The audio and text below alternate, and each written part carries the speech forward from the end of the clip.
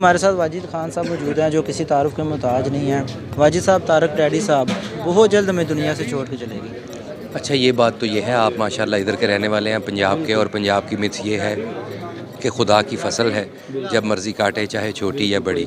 तो ये तो खुदा का हुक्म है, जितना उनका वक्त था पूरा हो गया। अब हमें ये करना है कि जितने आपके देखने वाले हैं और सुनने वाले हैं, उनके आगे एक रिक्वेस्ट है कि पाक परवरदिगार के आगे दुआ करें कि उनकी अगली मंजिल आसान हो। और दूसरी बात ये कि शोबिज़ की दुनिया जो है यहाँ पे, एंटरटेनमेंट की दुनिया, उसमें एक बहुत बड़ा लॉस है जो कभी पूरा नहीं होगा। बस दुआ है अब कि अल्लाह ताला उनकी अगली मंजिल आसान। आमीन। अच्छा, जैसे कि वो थिएटर पे हंसाते थे, टाइमिंग बड़ी कमाल थी, बासलाहियत इंसान थे।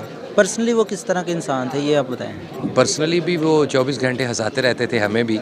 वो समझिए आर्टिस्टों के भी आर्टिस्ट थे और ऑडियंस के भी आर्टिस्ट थे, बड़ा एंजॉय करवाने वाले लोग थे।